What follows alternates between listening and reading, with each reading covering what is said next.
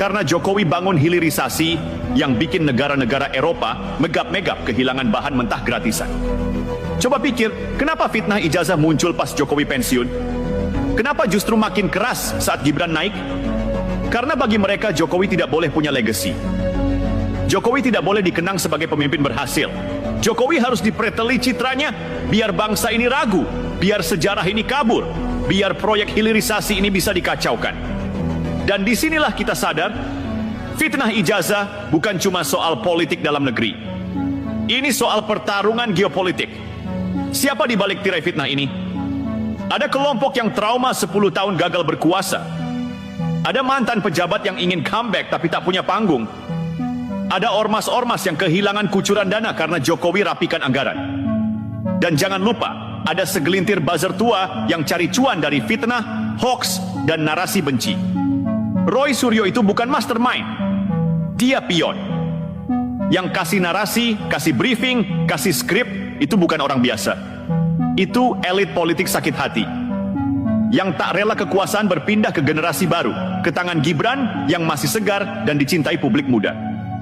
Kenapa harus waspada? Karena mereka akan terus menyerang. Hari ini ijazah. Besok mungkin klaim Jokowi anggota orde tersembunyi. Lusa mungkin Gibran disebut anak alien. Dan publik akan terus dibombardir dengan omong kosong yang dibungkus kata-kata serius. Itulah senjata utama politik pasca kebenaran, post-truth. Ulangi kebohongan 1000 kali, biarkan viral, lalu tunggu sampai publik kebingungan. Dan kalau publik sudah bingung, itulah saat para dalang mengambil alih wacana. Tapi mereka salah target. Karena Jokowi bukan tipe pemimpin yang kabur dari fitnah, dia lawan, dia laporkan. Dan dengan itu dia ajarkan satu hal, bahwa demokrasi bukan tempat main fitnah. Kalau fitnah jadi senjata, maka demokrasi akan hancur bukan oleh senjata militer, tapi oleh mulut kotor dan jari yang ringan mengetik kebohongan. Kesimpulan sementara, fitnah ijazah palsu adalah proyek sistematis. Roy Suryo cuma aktor figuran.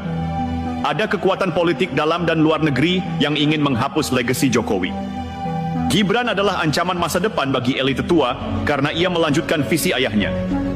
Rakyat harus waspada karena setiap narasi yang disebar punya agenda tersembunyi. Sekarang mari kita buka permainan kelas kakapnya. Karena kalau bicara tentang Jokowi, kita tidak lagi bicara tokoh politik lokal. Kita sedang bicara tentang figur sentral tatanan baru Asia Tenggara. Kita bicara tentang pemimpin yang berhasil mendobrak sistem global yang selama ini merugikan negara-negara berkembang. Dan itulah masalahnya, karena sejak Jokowi memulai hilirisasi, menolak Freeport sepenuhnya dikuasai asing, menantang mafia migas, hingga menciptakan poros kerjasama global yang tidak sepenuhnya tunduk pada Barat. Saat itulah tanda merah ditempel di dahinya. Dia terlalu mandiri untuk didiamkan. Lalu siapa yang merasa rugi? Lembaga think tank asing yang kehilangan pengaruh di istana.